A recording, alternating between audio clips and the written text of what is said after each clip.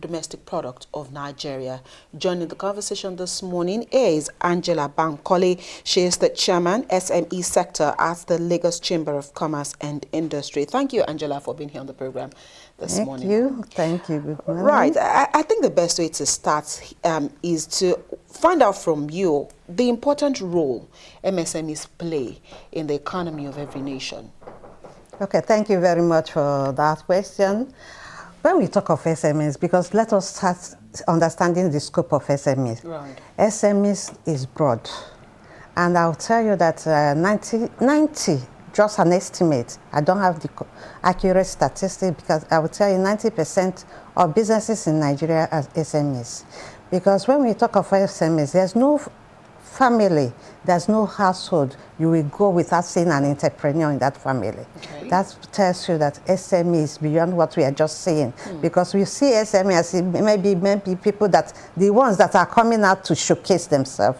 We have other ones that are not coming out. We have our market women there. We have, in short, technology has even brought out a lot of SMEs, which we are not even taking statistics of. Okay. So we have the broad SME is there. So we then talk of what are the contribution. Are we talking of, when it comes to employment, are we talking of innovation, creativity?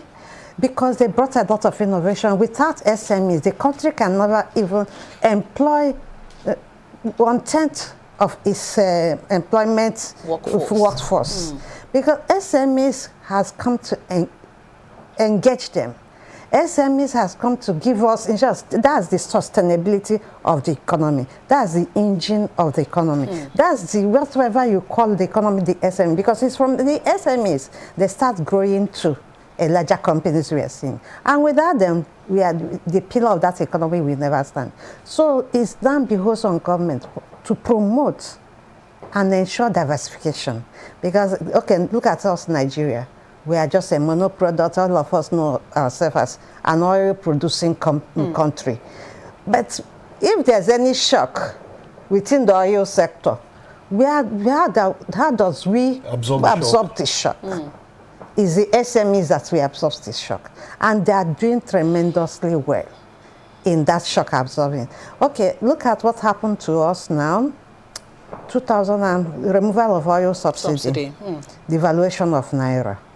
With that devaluation of Naira and removal of oil subsidy, a lot came into play because a lot of households cannot even maintain themselves. Right. A lot of companies cannot even sustain it. A lot, but because the SMEs, they're the ones that are the entrepreneur, they're the ones that bring new ideas, they're the ones that are creative in everything. Because it's like in Nigeria, whatever you do, those people that we can sustain it. We can, and SMEs are the ones that will bring in new ideas, new innovation, right. Creative in everything they're doing. So that's the contribution. That is what they are doing. And like when I started, I said we must understand the scope. Right. Understanding the scope of SMEs in Nigeria, in any country, can as well help the country to know where to put your concentration on. Yes, that is just the major thing we need to know. Okay. And taking their statistics, because yes, the data we say there are 39 million, 40 million, but can we categorically say that this is the data? It's just an estimate. Sumedan said, Nigerian Bureau of Statistics said, but we need to identify them. I think that's we need to have a data. Because if we do not have, then we cannot even know the contribution. Yes, if we do not have, we cannot know the contribution. If we do not have, we cannot know the contribution. And that is it. And secondly, the cashless economy has come. It's making everyone, even the market women, even those people that are working on their own, you must pass through the bank to do any transaction you are doing.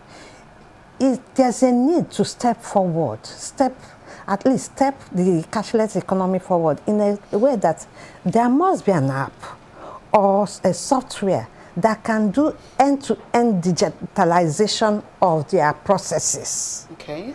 Involving the bank, involving them, because immediately we start getting the end-to-end digitalization of the processes. Yes, the country is benefiting from them. The country will benefit more from the activities of SMEs. Okay. But leaving them on their own, just allowing them to do what they're doing, yes, they're doing very well.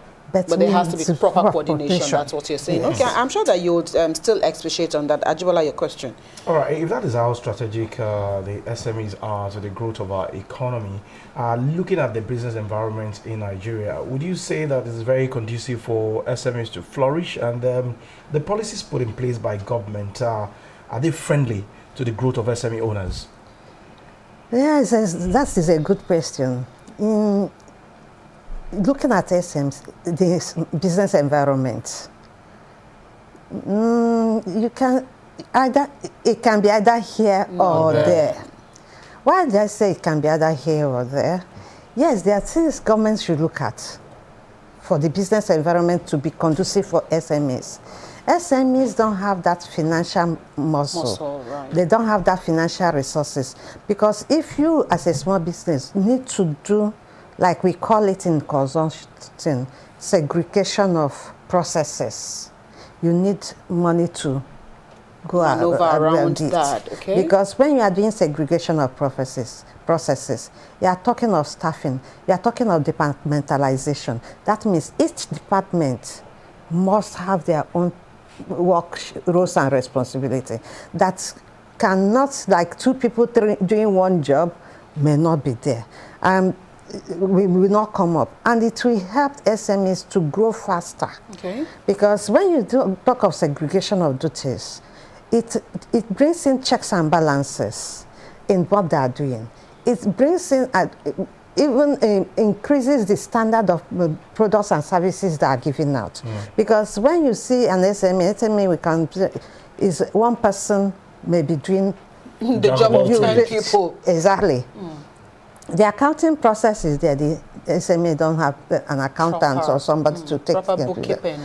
The procurement is there. They don't know about the procurement. So it's one person that is doing all the job. So what can we do for them is, if we need to assist SME in those ones, we need to bring them up, know within, because they have membership organizations they operate. Know those people that even every year, select some few people you can say, okay, that structures are there for them. Let us monitor them, let us grow them. That is one. We are talking of checks and balances and segregation of duties. What of other business environment? Challenges are come now. Even the raw material they are using, because most of them use our local materials as their input. Most of them don't import. So that local material they are using as input, now security. Is affecting the production. The farmers are not doing much. Okay, look at the ginger. Let me take an example of ginger. We go to the market, before you carry a basket, 200 naira, they will give you a basket of ginger. Now, the 1,000 naira ginger cannot do anything. And we have the SMEs that are into spices. Those people are hardly hit with what is going on with security in our country. If the farmers can't farm those spices in their farm, how can they move on? So that's an environmental issue had to be looked at. And we are talking of legal statutory levies. Statutory levies are set taxation. Sometimes our tax officers, they should make our tax officer understand that the SMEs are equally contributing to the growth of the economy. Not because, like I'm a consultant. About a week or 2 weeks ago, my client sent me a letter from a tax office. What this of the letter was like, it's a threat. To me, I called it a threat. Why should I call it a threat? Okay, because we don't have invoices about your expenses, we are writing 100% of your expenses back to your revenue. Why? Why? Why? Because the person, you didn't ask for the invoices. Did you ask? You didn't ask. You didn't even discuss with the person. But you have done the desk review. You have finished the desk review. You have concluded, and you are writing back 100% of the overhead back to revenue, to tax it. So what do you want the person to do? So all those things, they should appreciate that that SMEs are equally contributing to the growth of the economy. Even if they haven't done the necessary, you sit them down. Yes, right. And say, look at how we are going to go about it. Okay. You give them room, they will understand it, but the threat they are using for them is and that's why they complain. They complain a lot, and you are coming to tell them again that, okay, your revenue, your profit is so marginal that they can't believe that this is the profit. They are writing back. They are writing back 30% or 70% of the cost back to revenue. For what? Meanwhile, you know that there's inflation, increase in cost. Because of the increase in cost, the people, the SMEs that are standing now, are just living on marginal profits. And you are telling them that you are writing back the percent back to so Angela, it's like we have to really look at some of these things. I mean, so that question that Juwela asked you led to you talking about how the SMEs are even struggling to stay afloat, and we do know that access to funding remains a major barrier for the MSMEs, because again, when you talk about access to funding, you look at loans, you look at some of the places that MSMEs should be able to access and get loans, but it is not as easy as one would have thought. And so, because again, you're a consultant and you speak to a lot of these MSMEs, how do they cope with access to funding? And then the Bank of Industry, the Bank of Agriculture, are they filling in the gap for some of these MSMEs? Yes, I would say they're doing their best, but it's like the requirement. Though recently, I think it's Lagos State government with Bank of Industry said, okay, but the limit, I think the limit is 10 million for a cooperative. Oh, okay. Is a cooperative can be at least minimum of 10 people. But if you say a cooperative, minimum of 10 people takes 10 million. How would they share it? You see the challenge we have. That is the only easy one they can give to you. But because recently, one of my clients said, okay, I want to take facility from BOI. Can I help her? And I called BOI, please send me your requirements. At least let me get to know. There's one I saw there. I have to assess why. One of the requirements is like, you have to get your bank to guarantee the funding. Can any bank guarantee funding of any loan? It's not possible. It's not possible. And a lot is a lot, but that is the only one I picked there. I was like, how can the lady get her bank to guarantee? So what is the risk for BOI? So BOI is not bearing any risk. Any risk. And it's a government agency. And meanwhile, BOI should be funding those small businesses. Right. If you are not telling them to get their banks to guarantee the loan, how can they get their bank? At the end of the day, they won't get any facility. So and you will never disburse anyone to them. That means access to funding is limited to SMEs. It's going to be very, very limited. That is the challenge they're having. And the challenge again with that funding that they say is, yes, they will tell you it's nine digit or 1 digit interest rate. But other other charges involved are there. And then it will end up being 2 digits. And the one, again, you now end up saying that you will give 70% is for capital equipment, 30% is for working capital.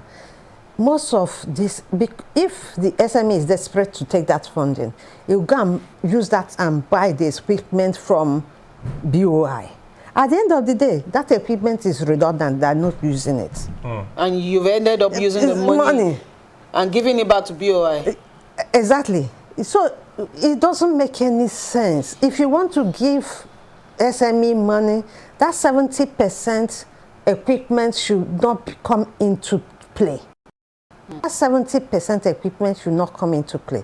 If you are going to give them money, yes, if you want to make equipment, because sometimes they want to use that equipment as a collateral to the funding.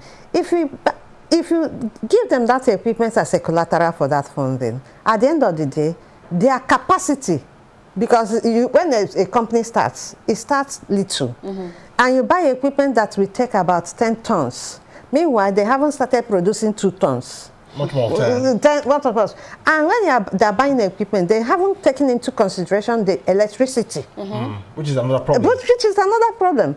So even if they run the equipment and they see that their electricity is going higher than the budget, they stop using the equipment. So the equipment is there, not contributing anything to the process. So it's like BOI is using one hand to give you the loan and using the other hand to collect it from you. I can't say, but they have to look at their conditions too stringent for small businesses. Their condition is too stringent, and yes, they give for big companies, but SMEs are not getting much from BOI. Okay, so what are those policies that you want government to introduce to make things easy for SMEs owners? Like you rightly said when you started your conversation with us, you did say that what SMEs are contributing to the growth of the economy is much, and of course, if indeed we want to take those in the unemployment brackets out of the labor markets, then we need to fund SMEs properly. So what are those policies that government should put in place to make things easy for you? Okay, thank you very much on that question. The policies, see, we have MBOs, business membership organization for all these MSMEs. If we go through the membership organizations, you can funding, in terms of funding, you can fund the SMEs through the membership organization. Even the market women, you can get, they have the association, you can fund them. But this open funding, oh, come and do this. Each portal, open a portal. Okay, this is your link for this, your membership people. They should get through the membership. But you see, they open that portal. At the end of the day, we all key into that portal and apply. You may not hear anything from it. But at the end, later you hear that it has been got it. Right. Maybe they come to your association, give about 3 or 4 people. It ends there. But you hear, oh, these people got, these people got, these people got. How many of us? We are an association of about 200 or even 500, 1,000 members. And about 3 or 4, less than 10 are getting it. What is happening? If we are 1,000, because I know the association I belong, we are even more than 2,000, 3,000. Why should it be few people, less than 20 people, that we get it? So if they can go through those associations, and any fund or grant they are going to give should pass through those associations. And the association, they hold the association responsible for even the paying back and monitoring. Right. That's the best way they can identify the best people. Yes. Okay. But all this open space and you give and we don't know what happened again. No, that is the first policy I will advise government to do. The second one is like, we have 774 local governments in Nigeria. Yes, I know Smedan is doing something, but each local government on each state, let them find their cooperative advantage because SME creates competition. Right.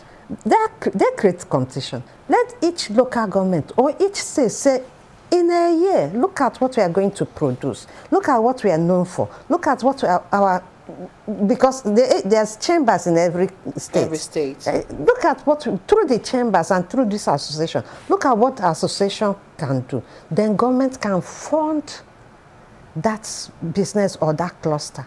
And looking at it, I'm saying, because give them targets. We want this product we are bringing in 5 years' time to be export-oriented business. It's not like you end it there. Right. We want to see that this product that is coming from this state or from this local government, in 5 years' time, this product must be exportable.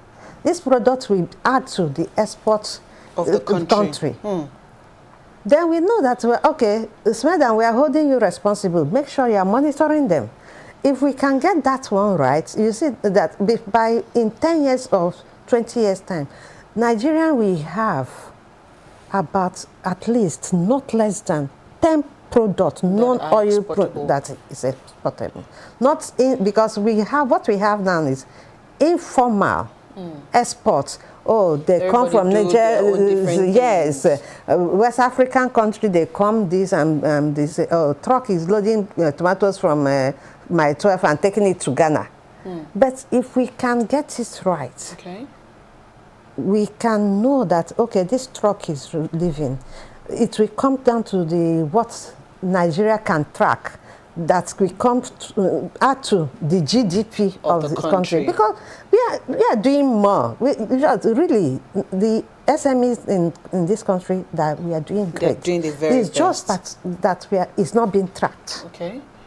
And it is only what you have data of that you can actually be proud of. Right. Angela, can we also begin to look at collaborations of SMEs in this regard, especially from the last point that you raised, if indeed we want to grow our GDP through exports of some of our local products? Can we have SMEs, maybe through the clusters or through the chambers, also collaborate, towards ensuring that, they're able to work together as a group? If I make gari and another person makes, cellophane bag and another person is a printer, can the three of us work together as a team of SMEs and come, foster a relationship towards ensuring that, that is also done? And I know that everybody wants to do their own particular thing. Everybody wants to be, a business owner. But how do we also harness power of collaboration in this?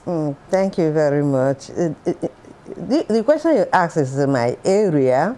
Why am I saying it? I've been preaching that gospel of collaboration.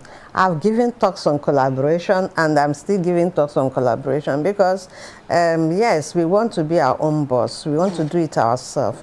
But collaboration is a strength in everywhere you go. If you can live out your differences and come together and do business, you will really get more value from that business.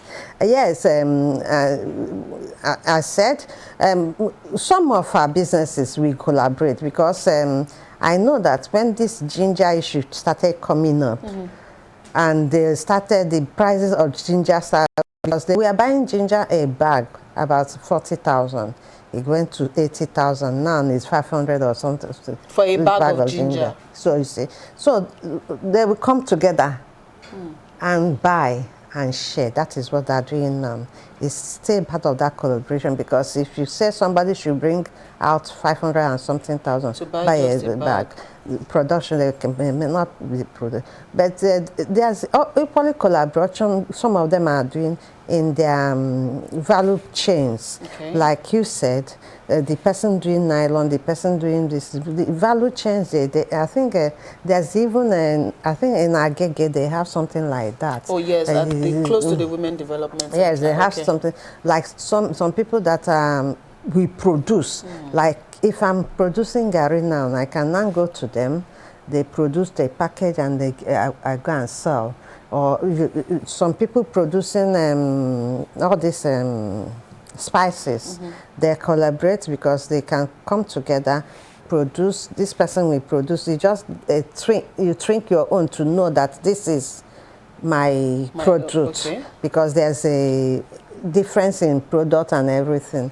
So collaboration is coming up, even with the scenario with what we are having in the economy. A lot of people are collaborating to do their business. If you don't do it now, if you don't collaborate with other people, it may be difficult for you to do a lot. Like, let me take an example now. With this inflation, increase in cost of running businesses, before we buy a product like groundnut, you buy a kulikuli and we make it. A bag was giving us like 40,000, but now a bag is giving us almost 150,000, 200. So Kulikuli is just a snack. Is it not a snack? How much will you sell it? Somebody is looking for food to eat. You are talking about snacks. Do you understand? So you see that with even the little you have to do, you have to collaborate with somebody to get it and to pack it and to even have something, because what we are trying to do, what most SMEs are trying to do is like, let me be in a position to sustain myself, hoping that things will get better. That is the position we are now. Can we sustain till that environment gets better? Because the cost of doing business is really high. Electricity is high, fuel is high, so what can we do? Can we sustain ourselves till it gets better? That's the position. Okay, this new policy introduced by the federal government, Buy Nigeria, how is that going to help the growth of SMEs and, of course, make them play big globally? It's happening. Yes, the Buy Nigeria, Eat Nigeria is happening. Do you know why it's happening? Because the Naira has been devalued. The valuation of Naira constrains a lot of import of foreign goods. Okay. Like most people that have been importing, when you change it to dollar now, you can't do anything over there. In fact, I know a lot of companies that are gone out of business because they are more raw material they import. Because they import their raw material, they can't do business again. Especially all these small furniture companies that are just importing. Most of them are not playing big. So most shoes, even you see now you wear, most of them are not imported. But they will tell you they imported them. Yes. What they do is they get a sample, take it to Aba. Aba will produce and send to them and market it. So it's for us to be encourage our local industry. Because our local industries are doing great. Most of these things we see in the market are not imported. They'll go there and import like 2 or 3. And they would copy it to the letter and produce. You check it. Anything you see imported as import can be less than 100,000 when you want to buy. But if you see the one that is 20,000, 30,000, it is made. So that policy is a welcome development for SMEs. It's welcome development, yes. It's a good development. Yes, it's going to be good development for SMEs. But the challenge we have is the cost of doing business is just too high. That we don't benefit. We are not feeling it. Okay. I don't know if you get what I'm saying. Even now that you're not raw material. We are not feeling it. The raw material we get from the farm. We are not seeing it again. Because the farmers are not going to the farm like they should. The farmers are not going to the farm. And secondly, the farmers that are going to the farm are now going to export because the export is higher than... They will make more money. They make more money. So it's like we are not doing what we do.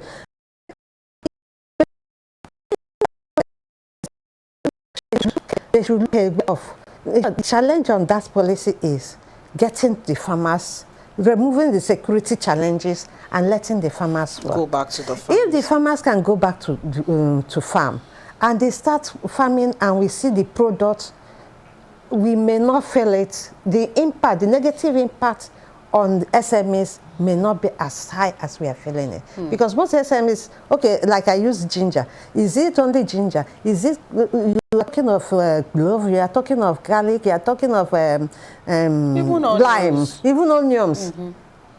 Oh, some people are packaging, dry onions, shredded onions and powdered onions. If they buy 2,000 or 3,000 worth of onions, do you know the bottle is? And if they tell you that they're selling it 5,000, will you buy? You will not buy. You won't buy. So the patronage is also very low. Low. Right. But you know, Nigerians also, as a people, we have a penchant for imported goods. And so when you even see things here and you hear things like, oh, it's locally made, they tell you no. And that's why sometimes a lot of people like to the Nigerians and say it's actually imported. Yes. And ordinarily, it was made in Nigeria here. So how do we also ensure that as Nigerians, we also have a love for, you know, products that are locally made? Yes, we have to promote it. It's just promoting it. Do you know why I'm saying this? Okay, we look at, let me use football, for example. We like our foreign leagues, but we don't promote our local leagues. Is it not the same? I should be the same. Are you getting me? It's just for the government, but the main people to promote it is the government. Because when you start in a school, we start from school, primary school, nursery school. Give them that sense of loving your country. Be patriotic. We start from there. When we start from there and we build, even private or non-private school, whatever school, that patriotism must be in our curriculum. Okay. Because even as a small, you can get a small kid now, they're talking about what they bought abroad. What mommy brought abroad. Oh, this one is local. So, but that patriotism must start from the grassroots, from our schools. It's a set of brainwashing us that you bought something is better. Yeah, there are certain things that are also not as good as what we produce. Yes, we have a lot. I'm telling you, the Nigerian spices is far better than what you get there. Nigerian spices, and they come for Nigerian spices. They ask us for Nigerian spices. That's why the spices are moving. So it's just that patriotism, and government has to promote it. Okay, so let's look at how technology has been able to make impacts in how SMEs do their businesses. And of course, we have blamed government for multiple policies, multiple taxations, and the hostile business environment. Sometimes you go on social media and you see people market a particular product, and at the end of the day, what you get is not what you have seen on that social media platform. So, in terms of standardization, what are you doing as well to caution some of your members to do what is right? And is there any collaboration between SMEs and the Standard Organization of Nigeria in ensuring that we portray a good image of our product out there? Thank you for that question. The challenge is not for SME to control. The challenge is for every one of us. It's you, me, you, everybody to control. Why do I say that? When you go to market and buy substandard product, you report, because we have Consumer Protection Agency. So, yes, we collaborate with Stone, we collaborate with NAVAC, we collaborate with all the legal institutions, but they are playing their roles because they may not monitor all the batches that are moving out. Do you understand? So they can monitor all the batches of production that are moving out from the factory. So it's left for us now to control. We, the citizen, need meet with the Consumer Protection Council and say, what have they done? Let me give you an example. I have a challenge. Do you know the challenge? I go to market and buy the elubo for Yama elubo. I have not bought any good one. In recent times? Yes. Because my husband is very particular. Immediately he touches it, he said, this one is not good, I won't eat. So I'm moving up and down looking for the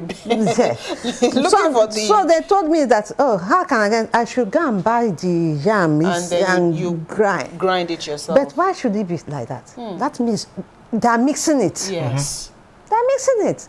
And all of us, it's not only one person that notices. So many of us are going. We're not talking. But we're not talking. We are not talking. So that means that we are also we're enemy to ourselves. Yes, we have to report. We have to. And again, in Nigeria, we have this religious way of doing this. You report somebody, they say, why are you reporting the person? You would have allowed the person to. You want to take her out of business? Exactly. Sentiment. So we are very sentimental in everything we are doing. A lot of product is selling in open markets. So when you see, we need to open mouth and report, oh, Mama, this thing you are selling is not good. I've gone to Yaba, I've gone to get the real, but anyway, you see they mix it. Right, Angela, before we wrap up this conversation today, we've identified the fact that SMEs play a pivotal role in the economy of every nation. So how do we ensure, or how does government make the SMEs more attractive to young people so that, again, because as it is now from your explanation this morning, it is more or less like it's survival of the fittest. But through technology, innovation, and resilience, how do we ensure that young people also come into business as SME operators? Young people are there. They are really, just young people are going into SME. That's in full force. Okay. Government, it's not that government is not doing anything. Government is trying. The government is doing a lot because there's entrepreneurship now embedded in curriculum of almost all the universities. Right. So even they are taking the entrepreneurship skill training down to secondary school, and they're taking it down to primary school. With this entrepreneurship training, you see that most university graduates, they are not coming now to look for jobs. True. So most of them are not looking for jobs. They are creating employment. They're creating employment. Before even they graduate, some of them have started their own businesses. So in a way, the government is doing a lot. They are doing it's just to find a way of encouraging them more. And creating a better environment for them to succeed and for sustainability, because as sustainability comes in, when the sustainability of that business comes in, you see that the country will be in a better state. The country will get more value from it, because I will say that an SME will start maybe in 3 or 4 years or 5 years, that SME is the tendency to close shop is there. But when government comes in to give the better environment, to give access to finance, even markets, because without the market, there will be no sale. We are going on trade promotion outside the country. It's fair for government to say, okay, we are funding so people. But sometimes they will just take a few people and say, okay, trade promotion. People that are not even in the So young people are coming. Look at what technology is doing. Technology is doing a lot. That's why I said there's no family you can go without an SME. Find an entrepreneur. Graphic artists are there. There are SMEs. Even the dancers, the SMEs. Makeup artists, the SMEs. True. So many of SMEs are there. So it's just for government to create an environment and gather them together and see where to their product or services. How can we take it to another level? Okay. All right, Jibala. Just one more before we let you go this morning. Recently, there is this innovation or policy of federal government again about technical colleges owned by federal government, saying that people can attend for free, and of course they are using a stipend to lure people to go into technical colleges. What would that do as well? Okay, it's a right policy in the right direction, but it's the implementation. Because technical colleges, we know that technology has come to stay. And technology, like we know, is like technology today is come, tomorrow, and the rate of new technology comes in. So if we have that technology and we have people going there, that means government need to equip it. Right.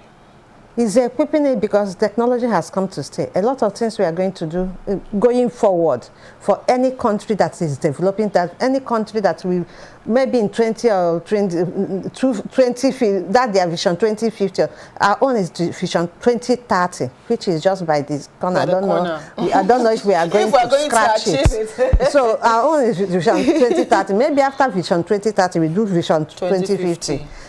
By then, these institutes that are being created would have been giving value to government or to the nation, that we see the impact, a positive impact of this institute. But it's a good Step in the right direction, because we have the Silicon Valleys of all this. So if they can get But how important is it for parents to also support their children? Because sometimes they hear, no, my child cannot go to a technical college. Technical college is for dropouts. How do we also ensure that parents key into this initiative? Parents, I'll tell you that parents are keen in into technology education. Okay. Unlike our days before, you'd say you're going to technical college, they will say no. But now we are seeing what technology can do. Okay. Even if you don't go to technical school, that's the government approved school. Right. We have a lot of them that are privately owned. That are doing a lot. We have a lot of them. In short, most, like, I have some parents now, their children finish secondary schools, SS3, they take 1 year. The gap year. Gap year. They don't go to university direct. They start learning all this technology. The next year they will now enter into year. So that means we are embracing that technology. And that technical school, we equally help. The government saying that, okay, people should leave university because that is the challenge. If they do it, that after school is a technical school or entrepreneurial school, you know that many people will buy into that idea. Okay. All right, we'll have to leave this conversation here this morning. Thank you so much, Angela Bankole, Chairman, SME Sector, Lagos Chamber of Commerce and Industry, for finding time to lend your voice to this conversation today. We appreciate your thoughts. Thank you very much. Thank you. All right, we'll take a quick break. When we return, it will be time to take our Lagos conversation. The views expressed on this program do not represent that of the producer, management of Lagos Television, or the Lagos State Government. They remain the perspectives of those expressing them. Thank you for staying with Lagos Television.